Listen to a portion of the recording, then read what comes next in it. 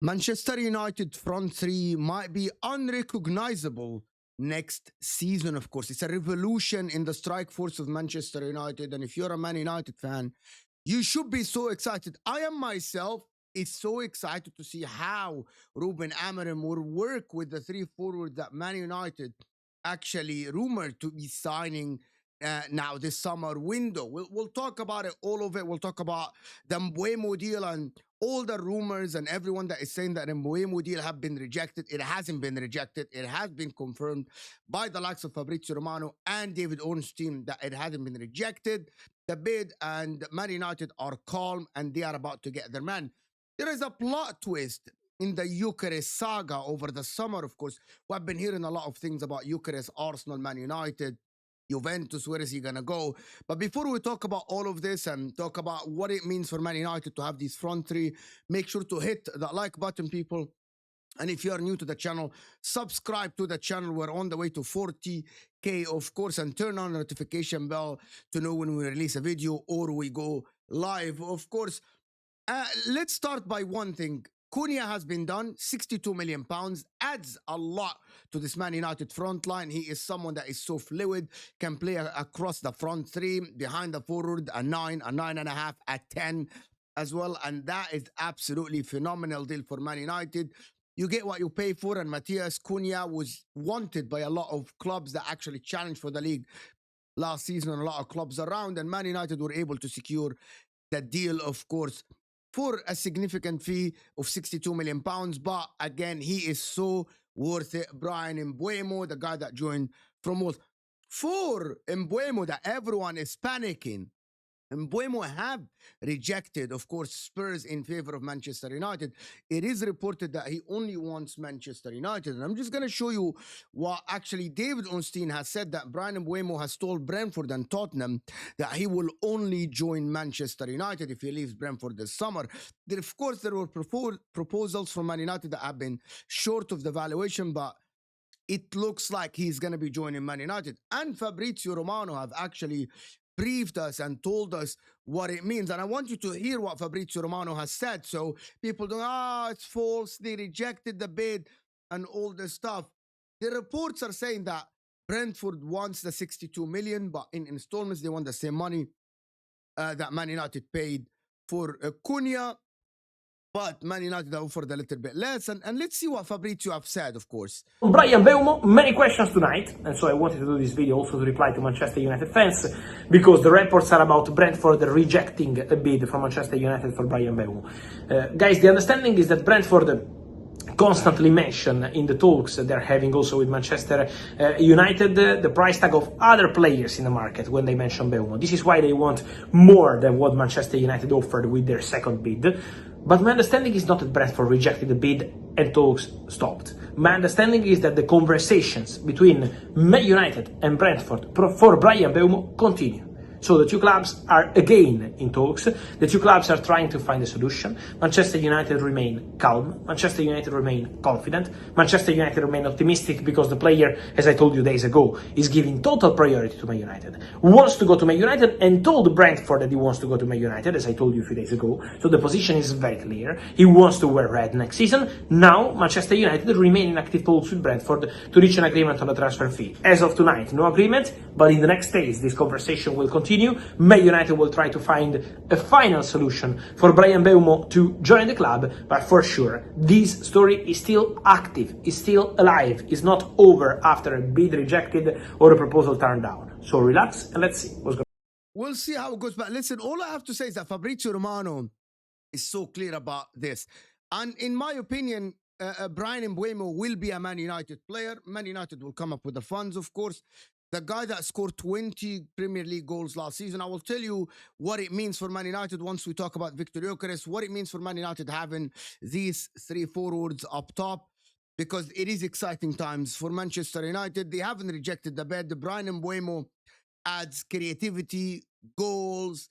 He's so versatile as well. It looks like Ruben Amorim are going for the versatile players that can play different roles at the club. And all I have to say is that he fits the system to the T. Of course, he presses well. He's strong physically, a trickery as well, and can score a lot of goals. And I think that Man United are in for a great season if they get Mbeumo and Cunha behind the striker that we will talk about in a second. But I'm excited to actually just watch, even without the striker. I'm going to be honest with you.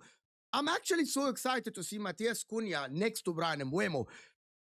As like I am someone who watches the Premier League religiously, I genuinely think that Man United, if they get Mbeumo and Cunha and the striker that they want, I think they can push for a top 6, top 5 for next season. We don't know if top 5 will go to the Champions League. It depends on how the Premier League, the English clubs do in the European competitions, but maybe.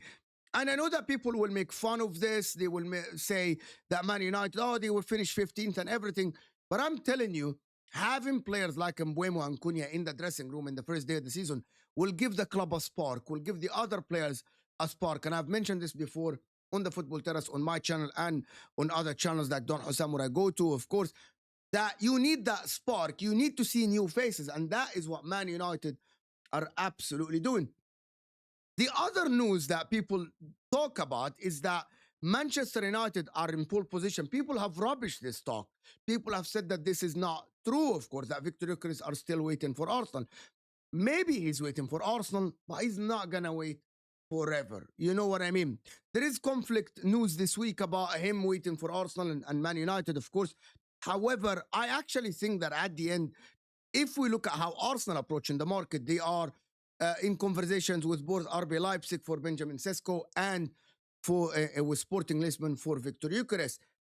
But we have to understand that at the end, Arsenal, in my opinion, are actually prioritizing Sesko. It looks like they have been waiting for this man for 2 years now. They say they have been monitoring the player for a while, and they wanted him last season. The saga continued towards the season, and it looks like if they sign their man Sesko, who wants to move to Arsenal, who we know have followed Arsenal on Instagram, and he's sending signals, it looks like the path for Victor Gyökeres is going to be clear for Man United. Can they come up with a bid that matches what Sporting Lisbon want? Maybe they can negotiate. Maybe at the end of the window, if Arsenal don't sign Gyökeres, at the end, Man United will have a clear path because Victor Gyökeres has said that he is not going to play for Sporting Lisbon again. So they have to sell him. And they give him a promise that he's going to leave the club. So it looks like for me that Victor Gyökeres will leave Sporting Lisbon. Is he going to leave to Arsenal? It all depends. Arsenal are targeting Eze. Arsenal are targeting Rodrigo. Arsenal are targeting Sesko along with Victor Gyökeres, but they won't sign the 4 players. They might not even sign 2 strikers. There is a possibility, but a very slim possibility that Arsenal sign 2 strikers if the market dictates that. But I don't think it's going to happen. We don't know how Berta works for Arsenal. But again, we know that Arsenal want to sign 1 striker because they still have Gabriel Jesus, who is injured on the payroll, and they have Kai Havertz as well. So it looks like, it looks like Victor Gyökeres might be heading to Man United as things stands, in my opinion. And why this is so important for Man United? It is so strategic and it is lethal for Man United to have this Cunha as the 10 or the left 10 and Mbeumo as the right 10. Both of them can play wide. Both of them can play inside the pitch.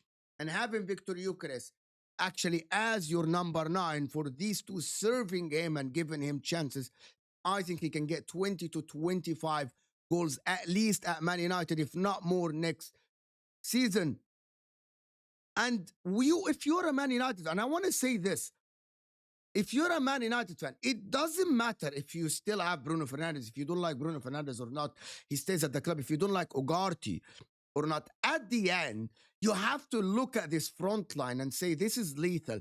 This can get us somewhere ahead of everyone else, ahead of a lot of teams in the league. If you categorize these 3 together, I think it's one of the best striking forces in the league, probably top 2, top 3 at the current moment. Mbeumo is strong, physically, creates a lot of chances, score a lot of goals. Gyökeres have scored 54 goals last season. If he translates half of this at Man United, half of this or just a little bit more, like 25, that will be probably the best Man United striker since when? Since when we have seen a striker at Man United? Probably Ruben van Persie, that scored 25 plus goals in a Premier League season. And that will be lethal. Of course, Cunha provides all the flair in the world. We have seen him tear teams last season in the Premier League. And I genuinely think that that will be a revolution at Man United. And I talk about the mentality at Man United a lot. But again, having 3 new forwards along with Amad Diallo playing at right wing back or playing behind one of the 3, of course, as a backup or the rotation. I know they have 1 game a week. I genuinely think that that will give everyone at Man United a spark, as I mentioned before. You let me know in the comments what you guys think, but I genuinely think that will give them a lot of tactical flexibility because you can exchange between the 4 players. Even if Amad Diallo doesn't play on the right side, Cunha can play as the 9, and Amad Diallo can play on the 10, and Mbeumo can play a little bit to the left side or this one right side. The fans should be excited for Man United. And I'm just going to tell you this. Teams should be scared of playing Man United if they get these 3.